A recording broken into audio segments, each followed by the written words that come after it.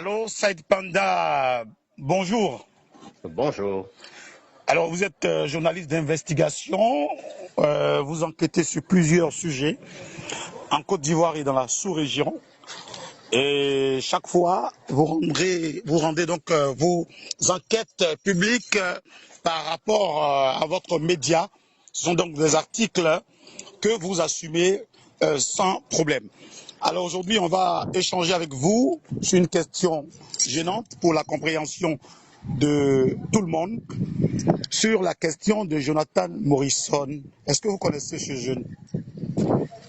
Écoutez, je ne peux pas vraiment me prononcer de façon assez fouillée sur le personnage Jonathan Morrison en lui-même, puisque mon investigation porte moins sur mon investigation porte moins sur le personnage Jonathan Morrison que sur le scandale qui entoure le festival de football Tam Tchin qu'il a organisé.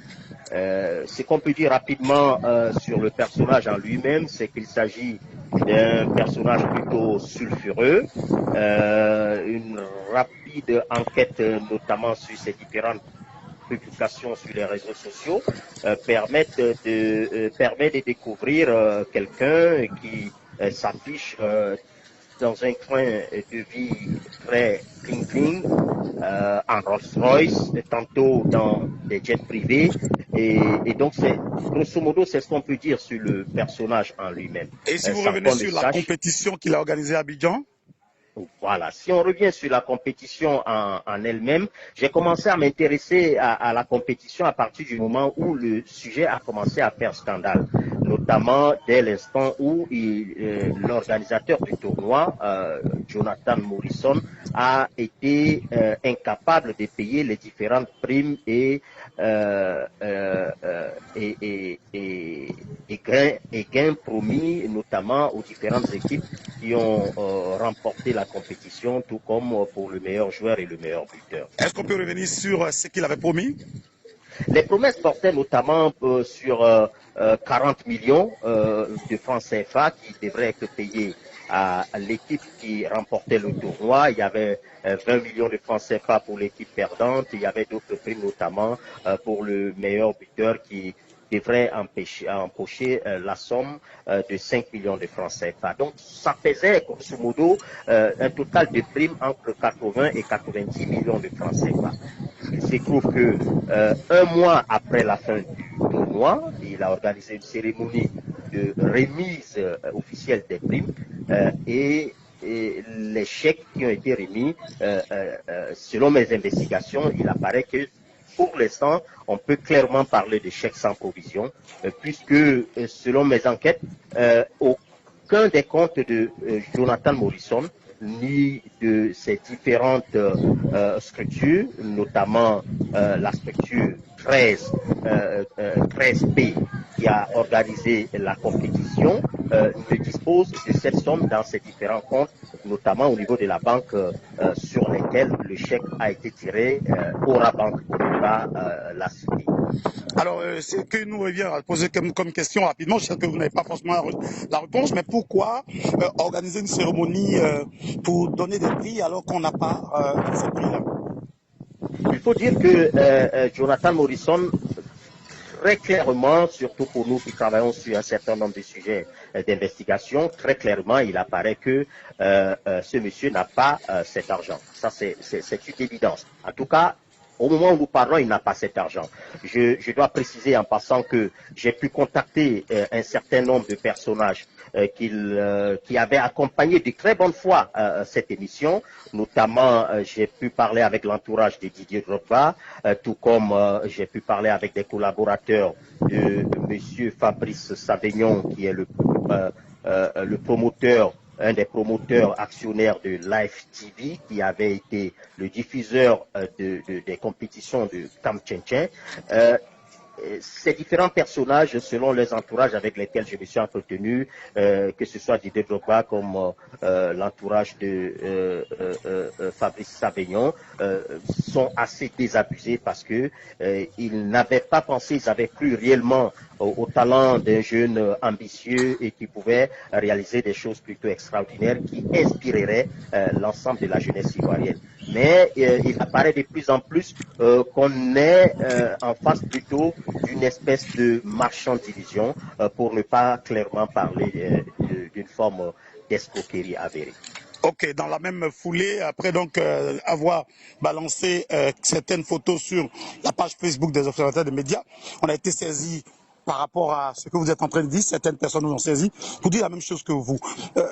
Quel est donc votre point de vue par rapport donc à la décision prise par le comité scientifique des observateurs des médias concernant donc le retrait pur et simple de Jonathan de cette compétition, voire de son trophée qui devait lui être attribué au cours de la cérémonie?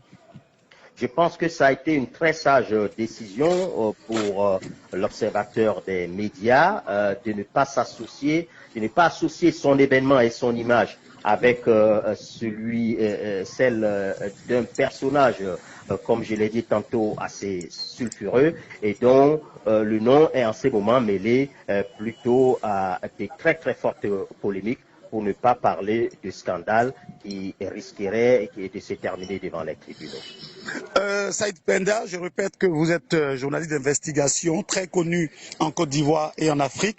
Alors, est-ce que pour vous, ces enquêtes sont terminées ou bien vous allez les poursuivre et vous allez nous donner encore d'autres résultats très bientôt? Est-ce que vous nous promettez cela? Oui, le sujet semble passionner beaucoup d'Ivoiriens, même si en réalité le sujet Jonathan Morrison ne n'intéresse qu'une partie des Ivoiriens qui suivent beaucoup l'actualité sportive et tout ce qui touche au monde du show business. Mais ça mériterait quand même que nous essayions de creuser un peu plus pour apporter la bonne information à l'opinion ivoirienne au moment où les fake news semblent vouloir prendre le dessus sur l'information vraie. Alors, avant de conclure, je pense que selon les calculs de Jonathan Morrison qu'on a vu dans des vidéos, voire à la télévision, il avait donné des statistiques qui faisaient que si les gens entraient à 2000 francs multipliés par 53 matchs, voilà ce que ça faisait. Et on sait que le stade a refusé du monde, les 2000 même sont allés jusqu'à 5000. Mais pourquoi, avec tous ces sous, ils n'arrivent pas à payer? Est-ce que c'est la mauvaise foi? Et je pense qu'il y a en réalité, sur la base du travail que j'ai mené, il faut savoir qu'une partie des supporters qui étaient du public qu'on voyait dans l'amphithéâtre, visiblement n'avaient pas payé leur ticket d'entrée de façon légale. Il y a eu une forme de billetterie parallèle, mais il y a aussi le personnage en lui-même qui est plutôt dans la précipitation. Il n'a pas pour habitude visiblement de bien étudier ses projets, d'avoir un business plan très clair et il cède trop facilement à la tentation de la théorie. Or, la théorie, quand on confronte cela avec la réalité, il y a toujours la part de l'incertitude qu'il faut prendre en compte quand on monte des projets. Le jeune, il est habitué à un train de vie plutôt assez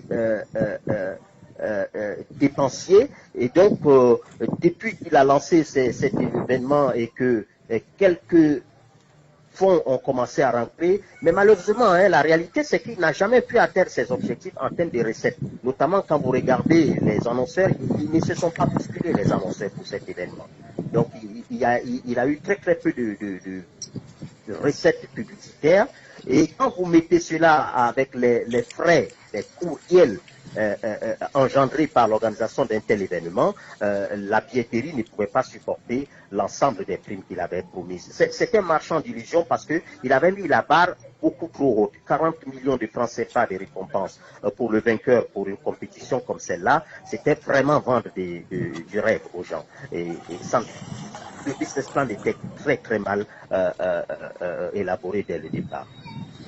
Saïd Penda, merci. Vous êtes, je rappelle, journaliste d'investigation. Vous êtes propriétaire de plusieurs structures en ligne, dont le Tam Tam, parleur.